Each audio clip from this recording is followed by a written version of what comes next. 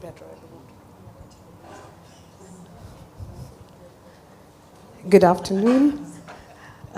So today I will be presenting something that I've learned from Raquel, the inner room, and how I've used it in handling clients with childhood sexual abuse. So next one, please. So this is the roadmap of my talk. I'll be talking about childhood sexual abuse and use of art-based intervention. I'm not about to preach here because this is like carrying coal to Newcastle. Inner room as a tool, method of inquiry and intervention for me, how I used it. And I'll take you through pictures of 3 of my clients and talk about the elements and just share narratives. And then we will look at the learnings together. So because I don't want to talk about it, I will have you commenting in on it. And what for me stood out is that the inner room is an art-based approach to process trauma, and how I feel that CBT often is limiting when we want to talk and process trauma. So how I have gained insights by using the inner room. Yes, next please. Next slide. Oh, did I block you? No? Okay.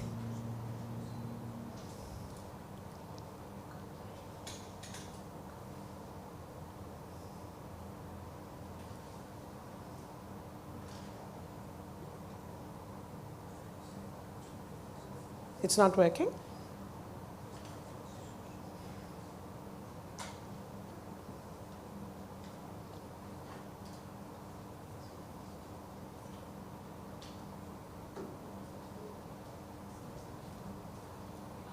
Can I share the presentation again? Sure.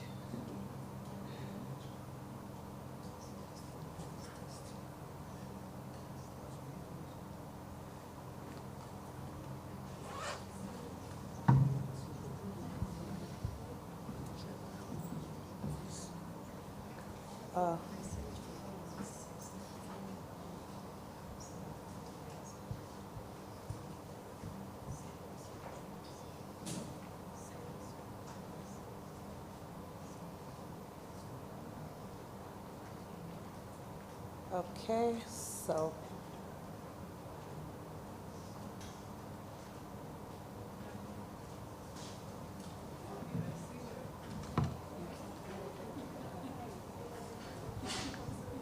okay.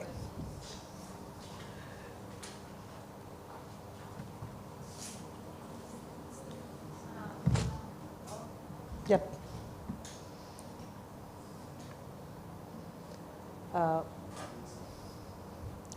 Yes, the last one, earlier.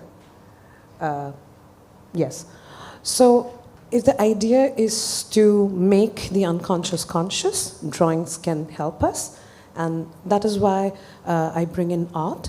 And I have seen that it is very, very helpful, and especially as an adjunct, because I am mostly talking about thinking, thoughts, errors, but it does talk about our way in which emotions, how we process emotions. And that is where the inner room has been very helpful. Next, please. Next slide. So this is the picture of the inner room. Raquel tells me now that this is going to be soon available in virtual reality for us to take a walk into our inner room.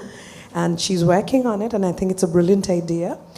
The way I present it to my clients is once I have done the self-work through art again, I tell them about the plan of doing the inner room journey, and I tell them that it's about, how you do up your room, like your bedroom. You know where you want to put things, and this is your inner room. So this is all within you, your hopes, your truths, your lies, your fears, and you can just choose where to put it and what all you need to put in it.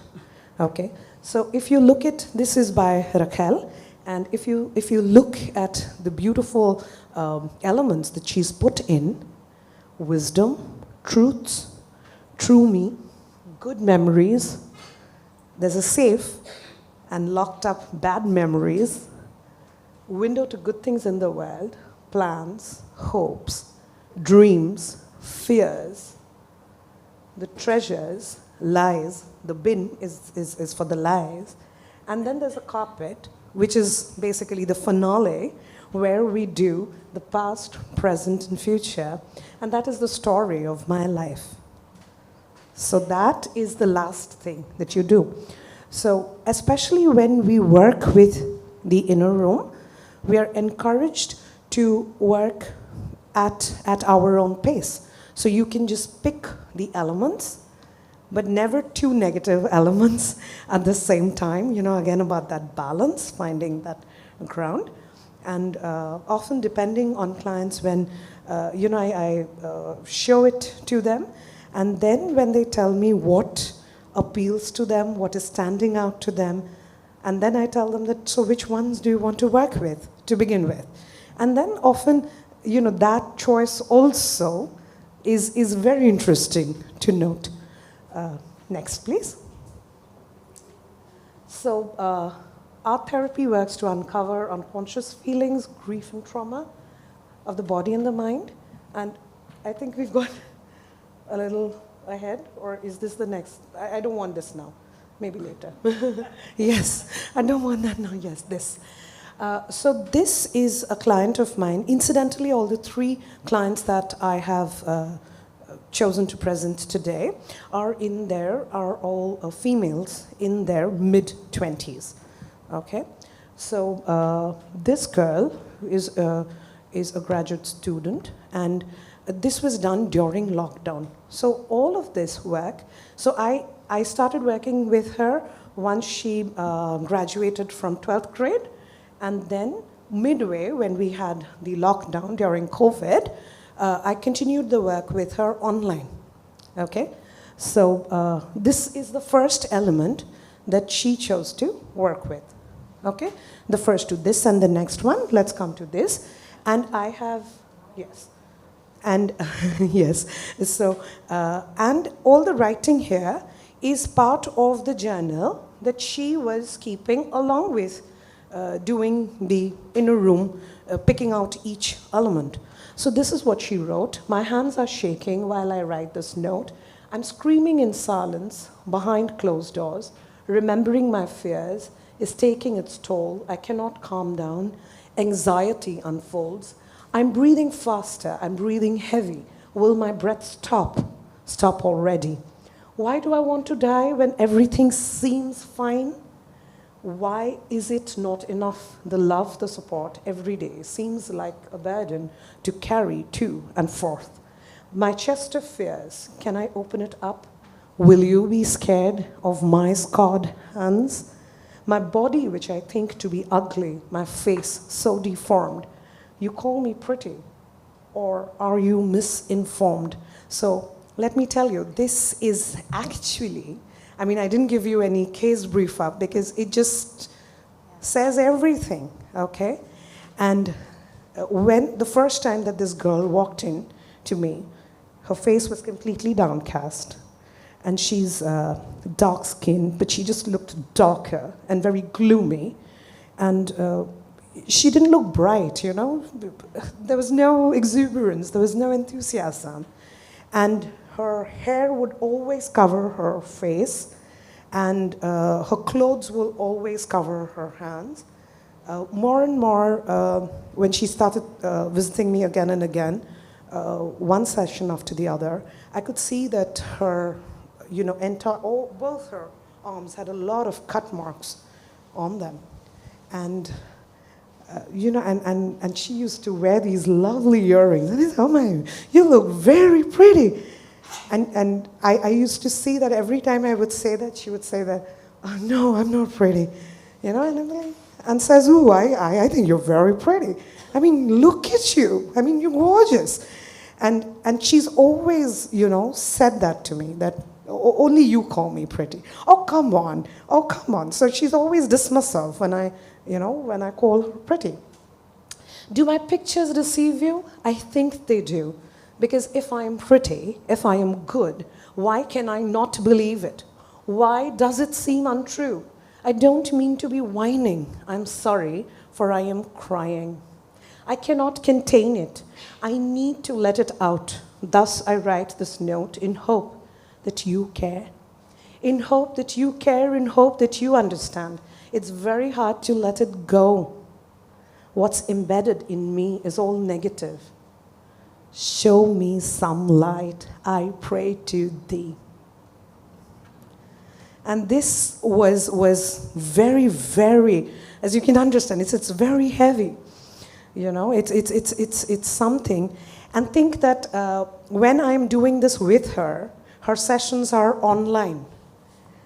So many of my, tools are actually restricted. I mean, I don't have most of the things that I would use to comfort her, okay?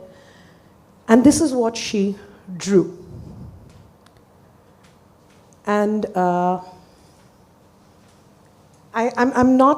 just leaving you with the drawings because I don't want to interpret it for you. Next, please. The second one in the same series, because you work with 2 elements at a time, was treasures. And she writes, I wanted to be loved. I wanted to be looked at. How birds in cages look at the sky. I wanted to be admired and I wanted to be accepted. My body wanted to be loved.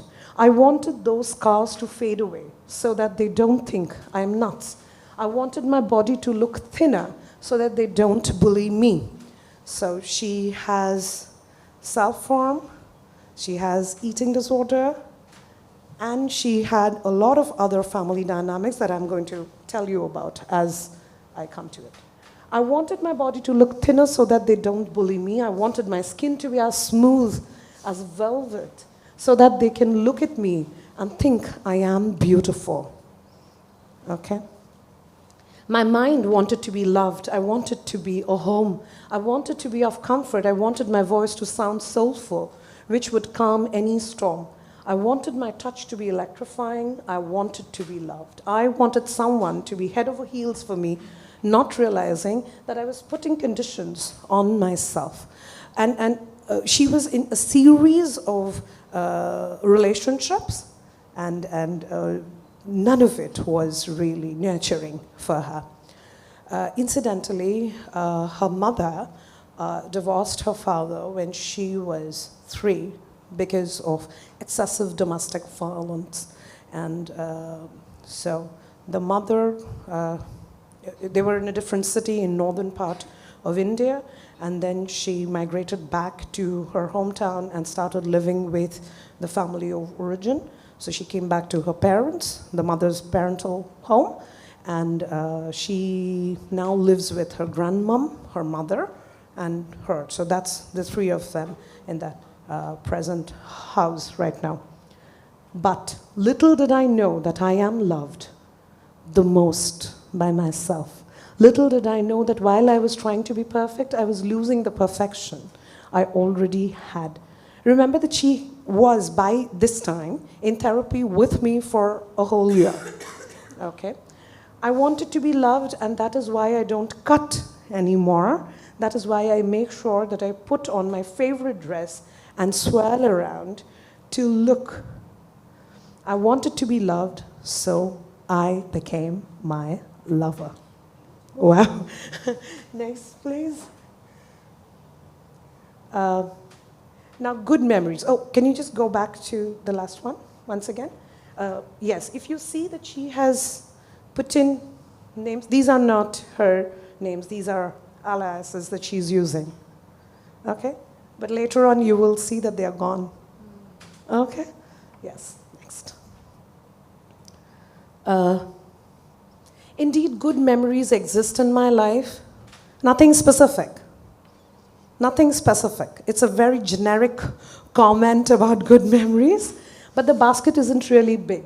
In all aspects of life, that hurt has been more than the happy, and I feel like once I can express my gratitude towards the good things through art, it would be much easier to acknowledge its presence. The tab says, memory for me are not better with people, but best with achievements. No specifics. Her journal didn't have any on inquiry. She was just not able to put her finger to it. She, by this time, was 23. Next. Dreams, the next day, okay? I saw a dream of good memories. I changed my name and flew away from the pain. Did it last? I don't know, because it's like a spell. Time flew too fast, and now I'm walking through the hell. It's a window to all good things, living alone somewhere far, hoping my dreams would come back, because nightmares are tearing me apart. This was also the time that she was considering leaving the city and going to Bangalore to study, which is in south of India, and to study further, like her post-graduation. She was thinking of pursuing it from there and not from the city that she now lives in. Next. Okay. If you could go to the last one again, sorry. Yes. Again, if you see, no, not this one. The earlier one. Earlier, yes. Again, if you see.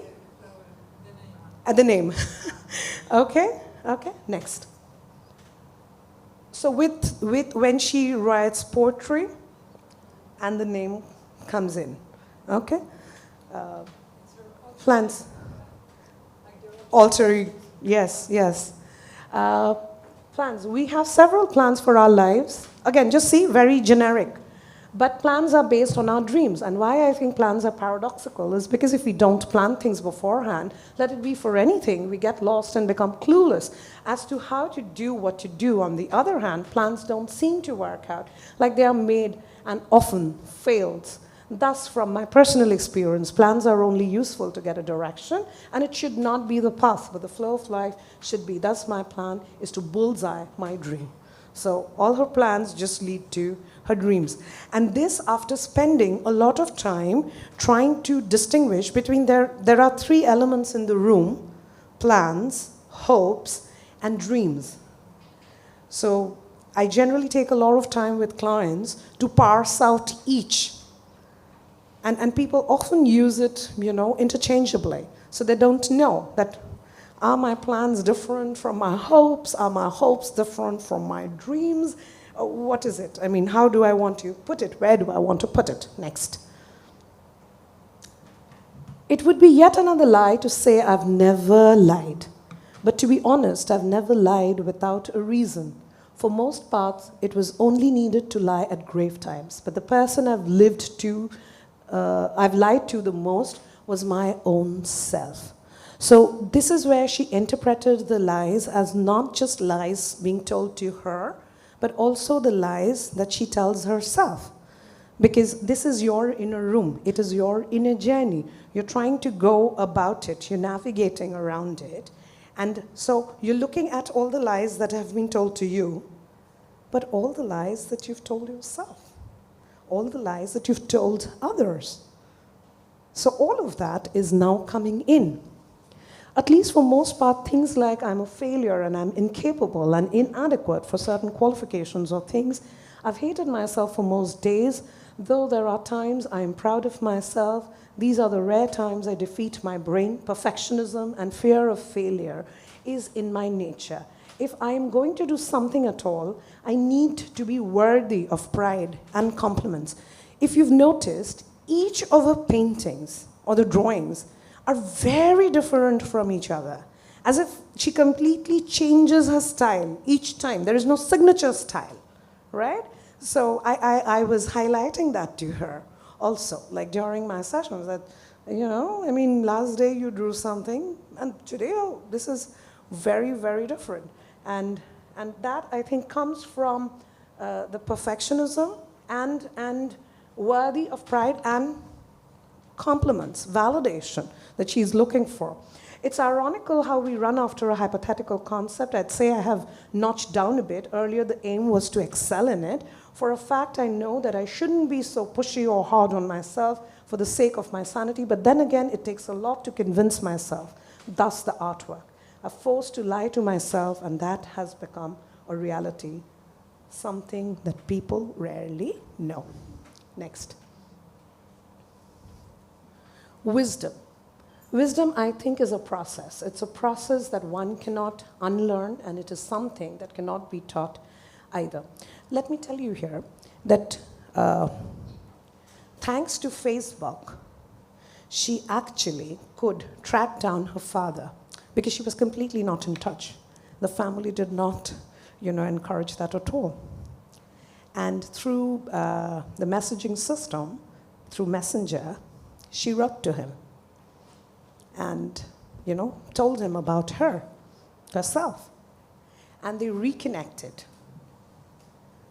And she went to meet her father, okay, while this was happening during this time.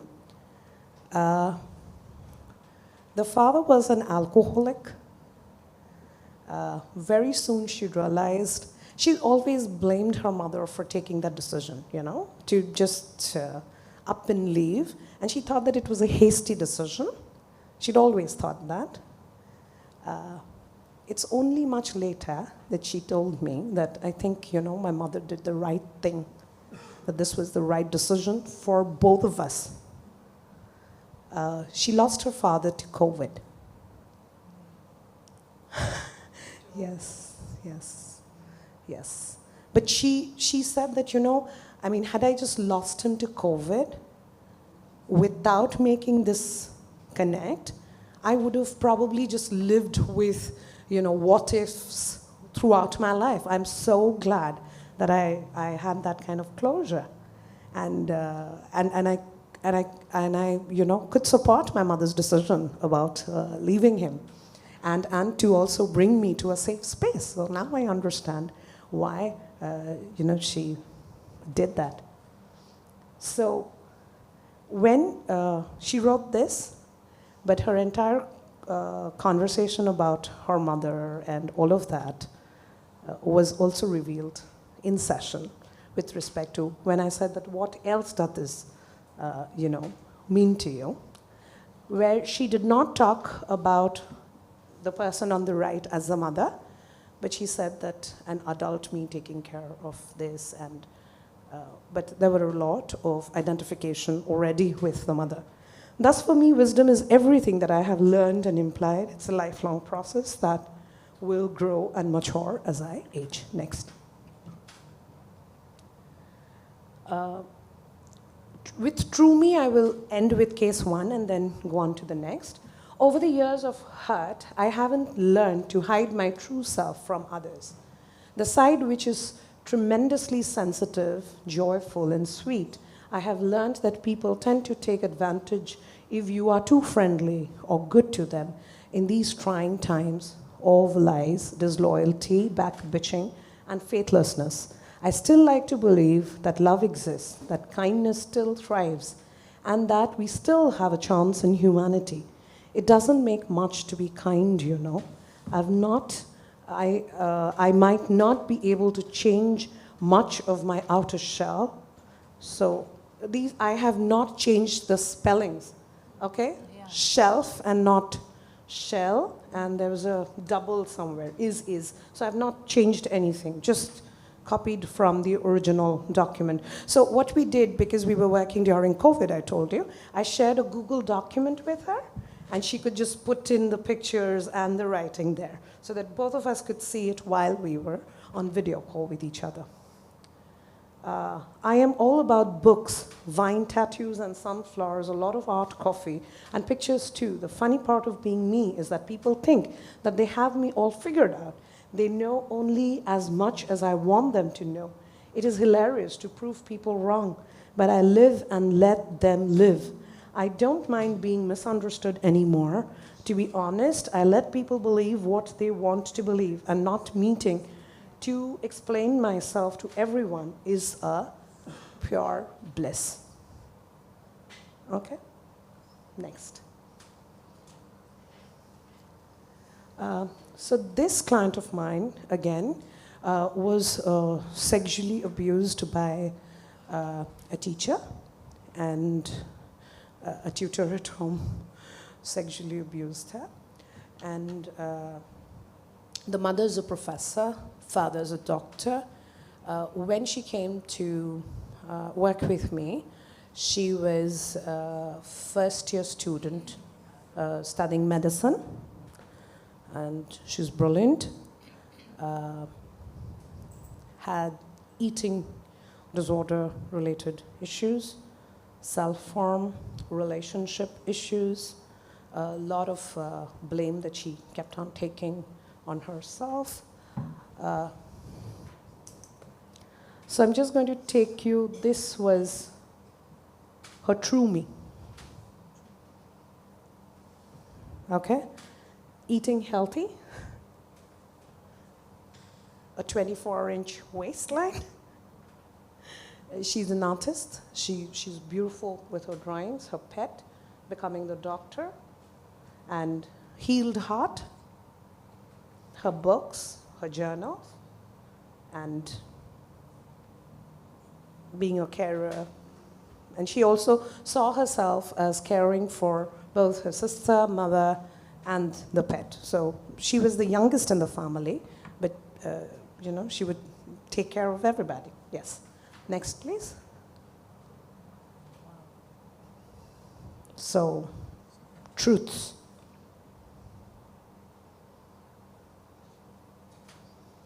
And this is the depiction of how she feels caged by her own ideas. So every time a relation, and she is frail.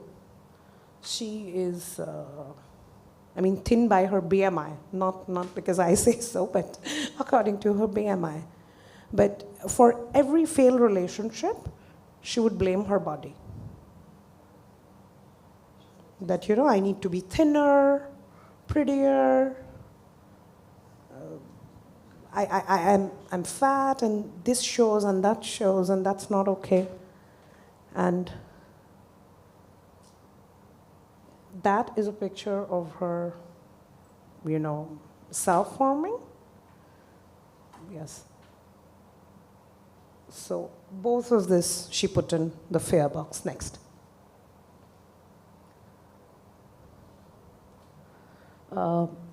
This was also part of the fears. So there are two things that, and this, she has always felt this way, that this is how she measures up. That she is the sunflower, but everything just constantly trying to get to her. So that's two sunflowers. The last one also had references. Case one had references to the sunflower. She does as well. Because she lost her father to cancer, and her father was a brilliant doctor. So she was always scared of death and of losing her mother also. And she realized that there were a lot of insecurities, and you can see that the ghost of insecurities. Failure, because that is also something that she was very scared of. Because she's always been a very good student. She was like top of her class throughout the years. And she's always been very scared of failing. Next, please. So this was the self-depiction of my client 3. Okay? So you can see This is self. And how many selves? Yes? And the, no, the X and the faces. She is an Indian student studying in Germany. Again, work done during lockdown. She also is a graphical artist. So she does some artwork which she puts out on sale. Okay?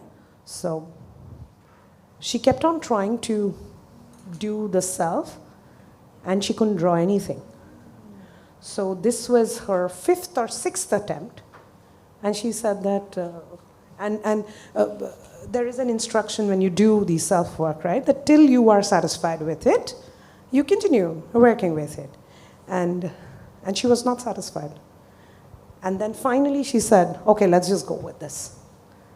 And this was her self-figure drawing. Next, please. Fears. Truth. True me. Okay, I'm not going through each, but just telling you something about something which is very related to Elias's presentation on transgenerational trauma. Mother is schizophrenic and was diagnosed in her early 30s when she's the firstborn. My client is the firstborn. When she was 3 years of age, the mother had the first psychotic outbreak and had to be hospitalized. And for a very long time, she did not see her mother. The mother came back and had her sister afterward. So there are 2 sisters, and there is, everything is very seasonal when it comes to the parenting pattern. So there are seasons when she's a good mother, great caretaker, nurturer, and then when she's not, she would just leave the home, she will refuse her medication, get hospitalized, be very violent with the children.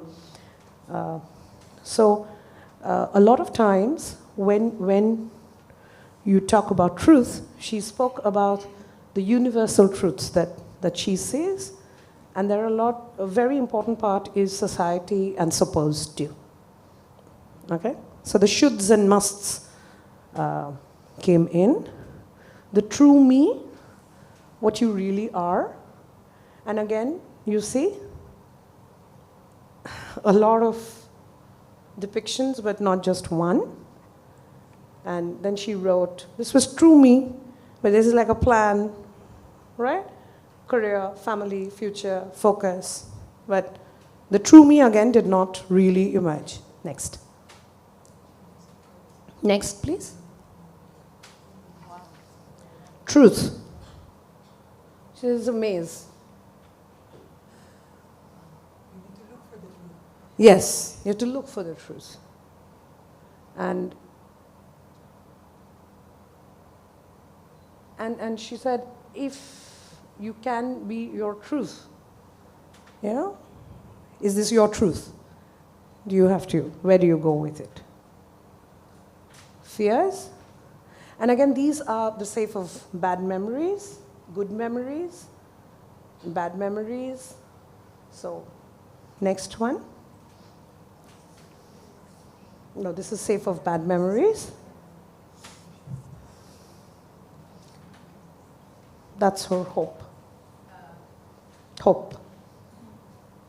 That's hope. There are 2 pictures side by side. Safe of bad memories. So all of this, this I will just talk about, and incidentally, this is about when she was peeping through the keyhole and saw how her father was beating her mother, and you can see the, okay, and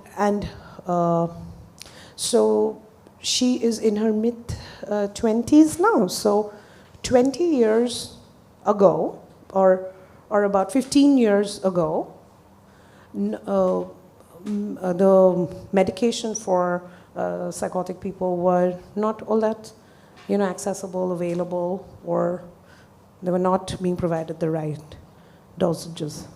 So there was a lot of, like I said. How old was she? When this happened? No, now. Oh, now? Now she's, when she was drawing this, 24. 24. So all in their... And this happened when? How old? This has been happening since, but this particular thing happened when she was 6 years old. 7. 7. Oh, okay. You see the clock? Okay. Clock here. Yes, here.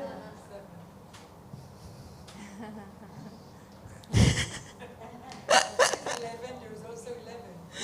There's 11, there is an... So something happened there also? Yes. The second episode of the month to go into. Okay. Next. So, as an adjunct to CBT, this was very helpful for me because, and I'm not an art therapist. The only bit of training that I've had is obviously from the best, so I know something about it. The only bits that I know are from Raquel, from attending her lectures and workshops. But this is very, very valuable tool for reflection. It is for inquiry, for intervention. Because like you said, that what would you bring in? What changes would you make? And the inner room can be revisited. Because you don't always like your room in the same way, right? So you want to shift things here and there. And do you want to do that? As a matter of fact, I've had repeat clients wanting to the inner room at different stages of their life. Like, it would be interesting to, do that exercise again. Could we do it now again? Do you think we want to do this again? And to see the change, okay? And they feel that they've evolved over the years, and they are very curious to know what comes up, okay? So the integration of art making with psychotherapeutic skills like active listening, reframing, unconditional positive regard, promoted disclosure, reduced self-blame, mobilized inner resources, and hope. These findings align with growing recognition of art expression's potential in addressing trauma symptoms and promoting recovery for CSA survivors. Results suggest that incorporating art therapy techniques into CSA treatment may enhance the therapeutic outcomes, and particularly for individuals who struggle with verbal expression of their trauma. Next. So I have shared part of my inner room journey, and I wanted to thank Shawnee. Shawnee has taught me the inner room. I know you went to class with her, isn't it? And so she taught us this very important technique of self-discovery when we were in hard lockdown, the first lockdown during COVID. And we were a collective of 7 psychologists that got together with Shawnee over Zoom calls every week, like your Wednesday hug. It was our Tuesdays with Maury kind of thing. Okay, so it was a weekly plan. And I would tell her that, I was making time for art every day at that point of time. And I had very young, I have twin boys. So I have twin boys, and they were not even a year old at that point of time. So everything that I did was from 11 p.m. to 1 a.m. That was the window that I could manage to get. And I would tell her that how challenging it was at times, because I would struggle and I would constantly blame her that, what are you making me do? I mean, this is very, very difficult. But it is also, it's magnificent in the way that what all it teaches you about where you are, what you're doing, where you want to be. So I leave you with my inner room and a big thank you.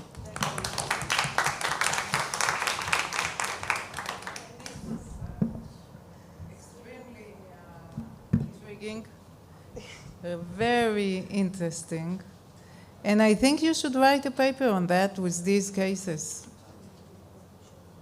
Okay. Yeah. Yes, ma'am.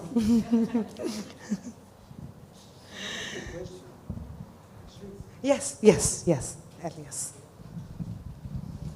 Just a question, because critical question. Critical. Yes. No, just thinking because it was not very clear to me. In the two cases, the second one and the third one, okay, it was clear. I mean, you brought us drawings, etc., where each drawing has a lot of rich stories, I would say, a lot of elements.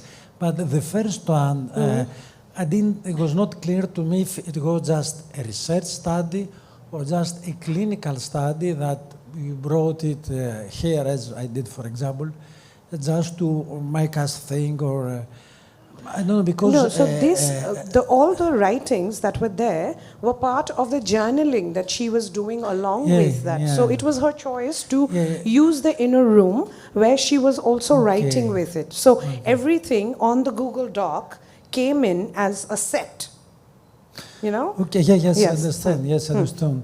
So, because my question is talking about therapeutic purpose and how you work with this, because I think so it's a clinical intervention and the materials from the clinical session. So, how you use this? Because, I mean, in the beginning you say that it's psychodynamic, conscious, make unconscious, but in the end you brought the CBD. No, because that is what I'm saying, that I am primarily a CBT practitioner.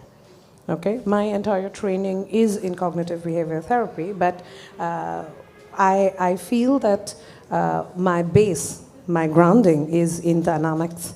So okay, I don't know how you use it, but okay, but not just a question, because there is a lot of material in writings, a lot of things, and I'm just wondering how you use this, because there was a lot of things, and sometimes this is my own comment, that when we leave free space to the imaginary, especially this, you can write many things, that then we have to see what has a real meaning, where to base, where to focus. This is my question. I'm just wondering, but this is a clinical question, if you like. No, I get your question, but what I'm trying to tell you here is that none of it is being highlighted by me to, I'm not focusing on any of this by myself. When she took up the inner room journey, this is how she did it, with words and art. She combined both, like the first client. This is clear. But so in the reflection sessions that I've had with her afterward, because she would do this as part of her homework and she would bring it in session with her and we would talk about it. So all of that, like navigating around both the words and what the pictures showed. And I'm telling you that I do not have a lot of expertise in terms of interpreting pictures like others, but I know, what I can see. So I helped her to connect the dots, and like I said, that I would constantly ask her that now where do you see this going? What is it that you've learned from here?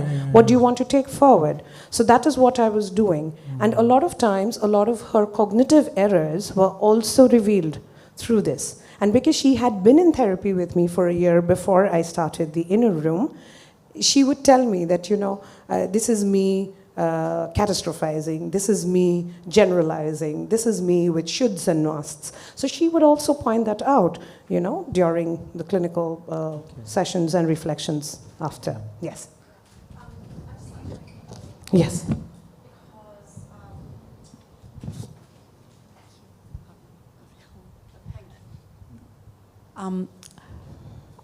I think that also it comes down to how we define what art therapy is, because I prefer to think of it as creative therapies. Right. And when we start talking about creative therapies, you open the door for poetry, prose, other mediums that actually speak just Right. as loudly. Right. And when it comes to poetry and prose, it's not.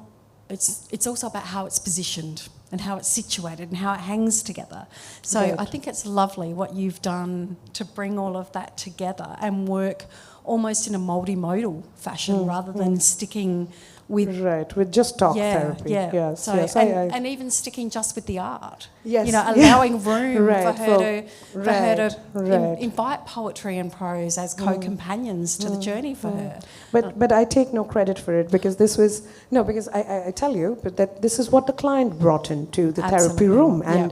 and I was very glad for the inclusion. Yeah, absolutely. So when I opened up the inner room plan, and this is what she, with the allies, if you remember, brought into the therapy room, Yeah. which was brilliant. Yeah. I mean, every person interprets it so differently. Like it is like your inner journey, your revelation about yourself, your inner room, which is why I chose the word navigation, because I think it needs navigating around the inner room, because only you can tell me what the symbols mean, what they stand for. Can I ask a question about Yes. one of the images? Yes. I can't remember.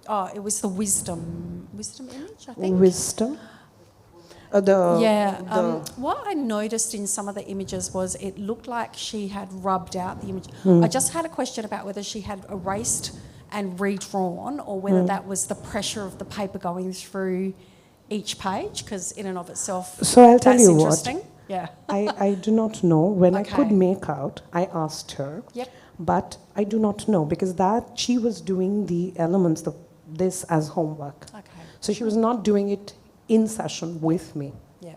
Okay, so because we were seeing each other over Zoom calls, so she would do this, and then And we bring would it. have a discussion after. Yeah. Yes, so I don't know No, that's whether.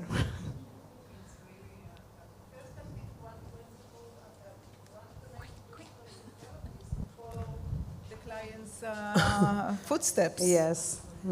Not Not the other way around. So, and that's what you did. And but I think it's really intriguing, and the thing is, I also think, but we are professionals here, that all of them have the idea. And Yes, yes. and one thing that I learned from experience also is that these clients are very intelligent, very creative, and so you can just, it's one-man theater. So Yes, and it is very interesting. The clinical room, like really, yeah. is a rich place because of it. Yeah, because it's they like, are also challenging you, and it is a lot of dynamics. It's because very interesting in it, but still my question, I mean, maybe I missed some things when you Yes. were talking, but okay, we give, space and room for this, but still we have to contain, and that's why you didn't have the chance to talk about the clinical conclusion or where we have been arrived, because you just saw us what they brought, they produce, but if we talk in clinical terms, we're just expecting to see how this, because it's true that it was very, very strong and intense things, elements, for example, the cage, perfectionism, and the this is the problem of anorexic, that they have to be Yes. perfection to Yes. be loved or to be accepted, etc. And this still is very imaginary, because they never be perfect so much so to be accepted or loved, because the problem is inside them. Yes. But just Like I said, that she had perfect BMI. Exactly. But, yet. But I mean, in clinical terms, in terms of conclusion, I expected a little bit to see how this concluded, what's the effect, or if the story goes on. If it goes on. But one expected a little bit to see. No, I get your question again, I think, but I think yes, you'd want to. Sorry, I don't know the inner room, but I think Elias, but maybe I'm wrong, that the content is the inner room, because if you analyze the inner room, what you say in the beginning, there is If you just go back to the picture of the inner room. there is a part of the inner room where there are specific space, and I think that is the content, The content, the framework. Yeah, yes. the framework. That is the framework. Because the moment you are working with, multimodal senses, would you agree? Yes. In expressive arts therapy, it is a lot of transformation happens in changing of modalities. Yes, yes. So that's transformative in itself. So we're moving from working, in the drawn figure. It's also or the not drawing. a particular, it is not a particular goal that you're trying to get to. We are getting there all.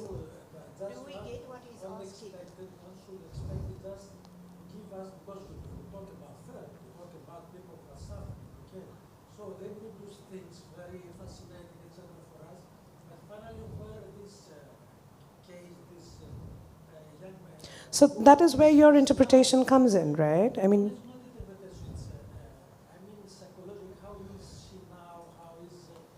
how they are doing after. Outcomes. Okay. Sorry. Right. So in terms of outcome, I don't need to see all three of them now. In the sense that they are not in need of therapy anymore. The first the first client that I discussed has completed her post-graduation from Bangalore and is now in a job, is in a very meaningful relationship, and she tells me she is looking to get married to this guy. Her mother sends pictures of her, to tell me how she's doing. And I see that there is no hair that covers her face anymore.